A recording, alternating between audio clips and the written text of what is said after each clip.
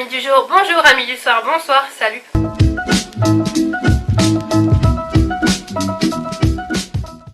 Aujourd'hui je voudrais te parler d'Instagram, je voudrais te donner mes astuces, mes conseils et quelques trucs, quelques tuyaux pour pouvoir réussir un petit peu sur Instagram. C'est parti!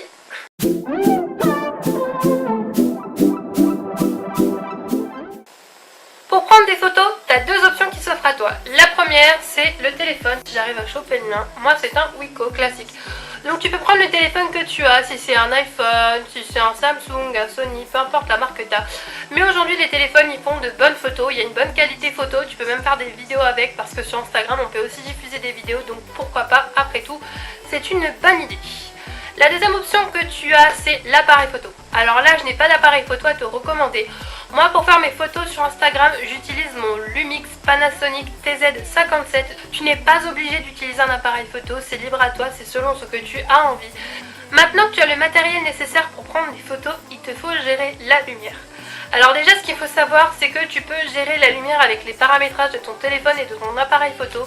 Moi, je sais que sur mon téléphone, j'ai un mode professionnel, donc si jamais je veux faire des photos avec mon téléphone, je peux utiliser le mode professionnel et régler la balance des blancs, les ISO, etc., etc., selon la luminosité que je veux, selon la couleur que je veux sur ma photo, etc., etc. Donc il y a pas mal de choses que je peux faire.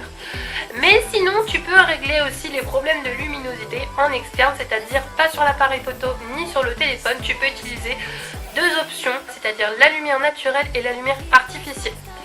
La lumière naturelle, c'est la lumière du jour, donc la lumière du soleil, ou alors quand il fait gris, ou certaines lumières qui sont créées avec le soleil et certains endroits de là où tu te trouves pour prendre des photos. Et la deuxième option, c'est la lumière artificielle. Alors là, il y a plusieurs choses qui s'offrent à toi. Il y a le j'ai pas trop de budget, j'ai pas trop de moyens, et il y a le j'ai les moyens et j'ai tout ce qu'il faut. Alors quand t'as pas de moyens, quand t'as pas trop de budget et que t'as pas vraiment de sous, eh bien tu peux utiliser ce que tu as chez toi. Si tu as des bougies, tu peux t'en servir, tu peux utiliser des lampes torches, tu peux utiliser des lampes de chevet, des lampes de bureau, tu peux utiliser les lumières qui se trouvent au plafond. Tu peux vraiment t'amuser avec des guirlandes lumineuses aussi, tu peux utiliser vraiment pas mal de choses qui s'offrent à toi. Tu peux trouver des trucs à 3 francs 6 sous chez Tati, dans les magasins asiatiques, pourquoi pas aussi, chez Emma, un peu partout. Il y a pas mal de magasins où tu peux trouver des guirlandes lumineuses pour pas cher du tout, même des bandes de LED. À toi de voir ce qui te convient. Et si tu as vraiment les moyens, un gros budget et que tu as vraiment envie d'investir, eh bien tu peux investir à ce moment-là dans des parapluies de lumière ou ce genre de choses. Si tu n'en as pas besoin, évite, mais voilà.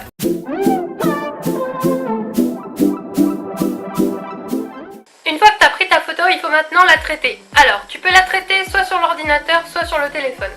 Sur l'ordinateur, tu as une première application qui s'appelle Photoscape X que moi j'utilise de temps en temps pour traiter mes photos. Elle est disponible sur le Windows Store, donc elle est trouvable super facilement et elle est gratuite. Alors attention, c'est que Photoscape X qui est gratuite, donc c'est la version entre guillemets démo si je peux dire, ou la version un petit peu limitée. T'as quand même pas mal d'options à l'intérieur, il y a quand même beaucoup de choses à l'intérieur. Mais si tu veux, la version au-dessus c'est Photoscape X Pro et là c'est payant, donc je te conseille plutôt de prendre la version gratuite. Après, en application entièrement gratuite et pas payante, tu as Photofiltre, donc là c'est un logiciel que tu peux trouver sur internet et téléchargeable gratuitement. Et la deuxième chose que je te recommande, c'est GIMP, G-I-M-P, donc là c'est pareil, tu peux dessiner, tu peux traiter ta photo, tu peux faire pas mal de choses et c'est complètement gratuit. Si jamais tu ne veux pas utiliser ton ordinateur, tu as toujours le téléphone. Alors sur le téléphone, tu as des multitudes et des multitudes d'applications sur Apple, sur Google, tu en as plein. Moi j'utilise une application qui est gratuite mais il faut payer pour l'avoir en version professionnelle, c'est Adobe Lightroom. Donc Lightroom c'est quoi? C'est une application pour gérer la luminosité de ta photo, pour gérer la lumière, pour par exemple changer les contrastes entre certaines choses sur la photo, certains objets pour que ce soit plus foncé, pour que ce soit plus clair. Tu as la version gratuite avec pas mal d'options à l'intérieur et tu as la version payante qui dispose d'encore plus d'options, donc à toi de voir ce que tu veux faire. Moi je pense que la version gratuite est largement suffisante. Après tu as d'autres applications qui sont complètement gratuites, style Snapseed, ça c'est plutôt sur Google. Après tu as Afterlight, il y a quoi d'autre encore? Il y a Facetune, 360 photos je crois ou quelque chose comme ça. Enfin tu as des milliers et des milliers d'applications de retouche photo, donc tu as juste à taper retouche photo sur ton téléphone et tu devrais trouver pas mal d'applications. À toi de trouver celle qui te convient, il y en a des gratuites, il y en a des payantes, à toi de faire le tri et de trouver la bonne.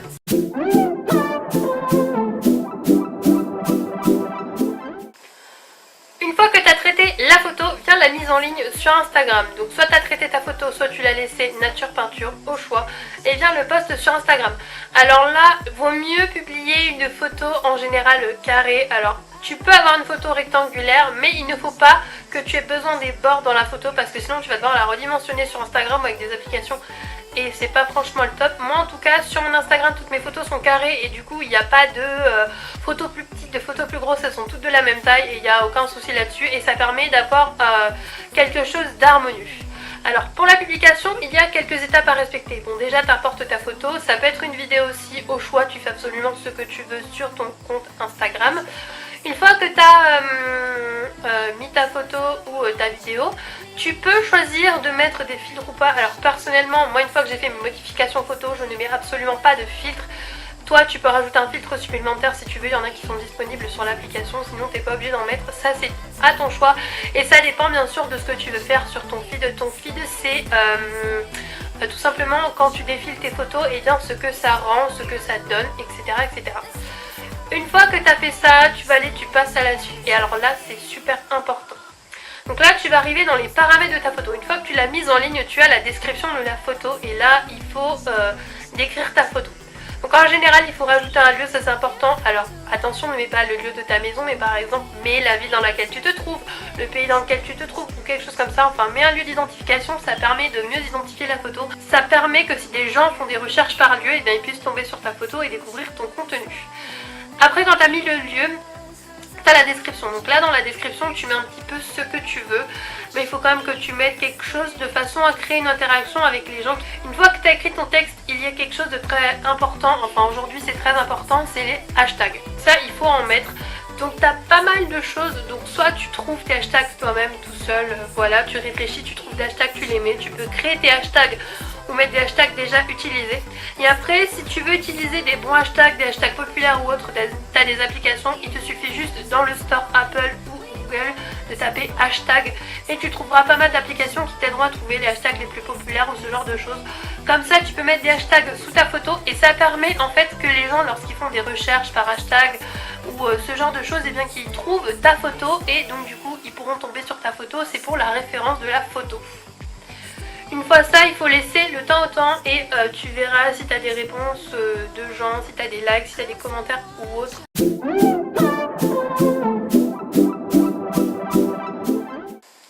Une fois que tu as posté tes photos sur Instagram, il y a quelque chose à faire. Une fois que tu as fini le post, il faut que tu sois présent sur Instagram. Alors je te demande pas d'y être à 24 tous les jours non plus parce que je pense que des fois c'est impossible d'y être à 24 tous les jours. Mais il faut que tu aies un minimum de présence sur Instagram. Alors pour ça, ça va être très simple. Il faut que tu arrives à trouver des gens que tu aimes et que tu t'abonnes à des profils que tu aimes. Il ne faut pas que tu t'abonnes au hasard en mode de oh bah tiens je vais m'abonner au hasard. Non, trouve des personnes qui te plaisent, que ce soit des youtubeurs, des instagrammeurs, peu importe la personne, mais trouve des profils, des comptes qui te plaisent au niveau des photos, au niveau des descriptions des photos aussi, parce que des fois les descriptions peuvent ne pas te plaire. Enfin bref, une personne qui te plaît et suis les personnes qui te plaisent. À partir du moment où tu suis les personnes qui te plaisent, te bombarde pas non plus d'abonnements, ne mets pas 10 000 abonnements sur ton feed Instagram, tout dépend de ce que tu aimes. Tu peux suivre des marques de luxe, des marques de maquillage, des marques de vêtements, si les photos te plaisent. Tu peux suivre pas mal de monde. Une fois que tu suis des personnes, il faut que tu sois actif. En gros, il faut que tu arrives à faire des likes, donc liker des photos. Par exemple, tu trouves des photos qui te plaisent ou quand tu défiles, et ben tu vas liker la photo. Après, ce que tu peux faire aussi, c'est commenter les photos. Il faut commenter les photos. Alors ne commente pas non plus chaque photo, mais mets des commentaires. Par exemple, si la photo te plaît, tu peux mettre que la photo te plaît. Si tu vois qu'il y a des détails à retravailler sur la photo, tu peux aussi le mettre. Enfin bref, essaye d'être actif, essaye de commenter la photo parce que si tu commentes beaucoup de photos et que tu te montres et que tu montres que tu es présent sur Instagram, les gens vont te remarquer, les gens vont te voir et ils vont voir en fait, par exemple, je sais pas moi, tu trouves un gars qui s'appelle Mage Pro qui commente toutes les photos, qui voit que toi aussi tu commentes pas mal de photos de comptes que tu suis et qui suit les mêmes que toi, il va tomber sur toi de façon récurrente et il va se dire peut-être que je peux aller voir ce profil là. Alors attention, je te dis pas de faire la publicité, de dire oh mais j'ai un compte Instagram, allez le voir. Non, tu mets juste j'aime la photo ou je trouve la photo sympa mais il faut retravailler certains détails, ou alors t'aurais pu faire ci, t'aurais pu faire ça. Mais des commentaires comme ça, mais pas non plus des commentaires d'insultes ou des commentaires négatifs, mais des commentaires sympas, des commentaires constructifs, pourquoi pas, qui peuvent faire avancer la personne. Parce que de toute façon, dans tous les domaines, que ce soit la vidéo, que ce soit le post Instagram, que ce soit les articles de blog, on a de quoi s'améliorer. Donc il faut, voilà, faut faire ce genre de choses, il faut faire acte de présence. Et comme ça, si tu montres que tu es présent, que tu t'abonnes à des gens, que tu commentes les photos, que tu fais des likes, tu montres que tu es présent et il y a des gens qui vont automatiquement te suivre. Alors après, ça sert à rien de faire n'importe quoi non plus, il y a des choses à ne pas faire. Parce que le but de ça, c'est pas de devenir une star, absolument loin de là. Parce que pour arriver à avoir un compte un peu fourni, il faut quand même du temps pour faire des jolies photos, pour faire des bonnes photos.